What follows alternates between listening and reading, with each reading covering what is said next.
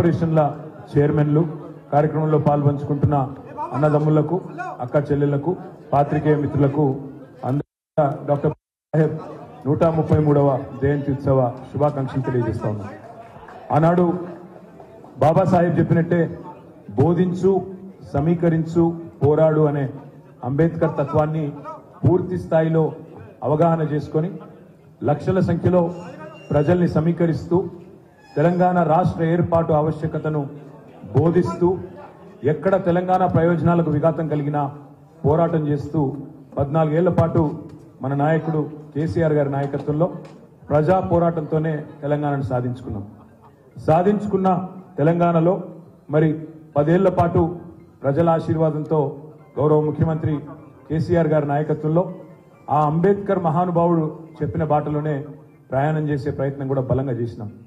స్వేచ్ఛ కంటే సమానత్వం ముఖ్యమని అంబేద్కర్ గారు ఏదైతే ప్రవచించినారో దానికి అనుగుణంగానే మరి విద్యతోనే వికాసం వస్తుంది, వికాసం వల్లనే అల్టిమేట్ గా ప్రగతి వస్తుంది, ప్రగతితోనే సమానత్వం వస్తుందనే ఆలోచన అంబేద్కర్ ధార ఏదైతే ఉన్నదో దానికి అనుగుణంగానే 1022 గురుకుల పాఠశాలలు పెట్టుకున్నా, అదేవిధంగా 1005 జూనియర్ కాలేజీలు పెట్టుకున్నా, 88 డిగ్రీ కాలేజీలు పెట్టుకున్నా, ఎస్సీ, ఎస్టీ, బీసీ, మైనారిటీ, అదేవిధంగా అగ్రవర్ణాల్లో ఉండే పేదల కోసం కూడా మరి విద్యతోనే సమానత్వం వస్తుందనే అంబేద్కర్ ఆలోచన ధార నుంచే కేసీఆర్ గారు కూడా 1022 గురుకుల పాఠశాలలు పెట్టిన మరి పరిస్థితి కూడా మనందరికీ తెలుసు.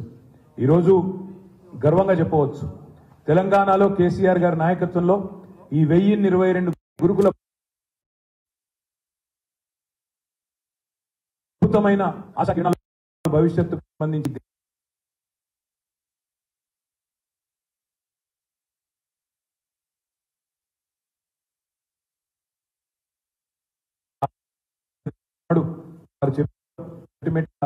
కాస్ట్ లెస్ సొసైటీ ఉండాలా, కాస్ట్ ఫ్రీ సొసైటీ ఉండాలా, అందరినీ ఒక మనిషికి ఒకే ఓటు అని చెప్పినాను రాజ్యాంగంలో. కానీ ఒక మనిషికి ఒకే విలువ సమాన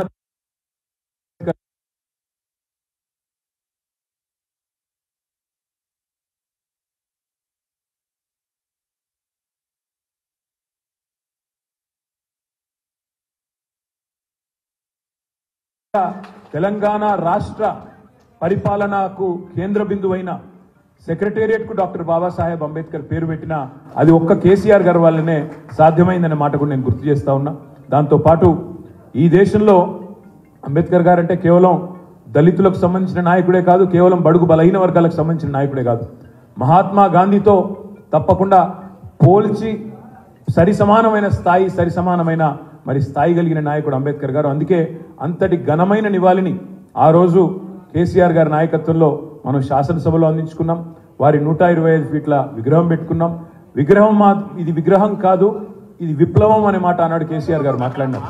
తప్పకుండా ఇవాళ మళ్ళొక్కసారి 133వ జయంతి నాడు మనందరం కూడా గుర్తుంచుకోవాల్సింది ఒకటే, దళిత బంధు లాంటి దమ్మున్న పథకం పెట్టినా లేదా బలహీన వర్గాల కోసం చిత్తశుద్ధితో, నిబద్ధతతో, రాజకీయ ప్రయోజనాలతో నిమిత్తం లేకుండా రాజకీయంగా నష్టం జరిగినా లాభం జరిగినా మరి అధికారం ఉన్నప్పుడు, అవకాశం ఉన్నప్పుడు తప్పకుండా అందరి మంచి కోసం, సమానత్వం కోసం పాటుపడాలనే ఒక ఆలోచన ఏదైతే కేసీఆర్ గారు చేసినారో ఆ ఆలోచన ధార, ఆ అంబేద్కర్ గారి బాటలో అందరం కూడా ముందుకు సాగుదాం. ఆయనను ఇవాళ మీరు చూసినట్టయితే కొలంబియా లాంటి యూనివర్సిటీలో డాక్టర్ బాబాసాహెబ్ అంబేద్కర్ గారికి అక్కడ ఒక విగ్రహం పెట్టి ఆ విగ్రహం కింద రాసింది ఏంటంటే ఆయన దళిత నాయకుడనో బడుగు బలహీన వర్గాల నాయకుడనో రాయలేదు.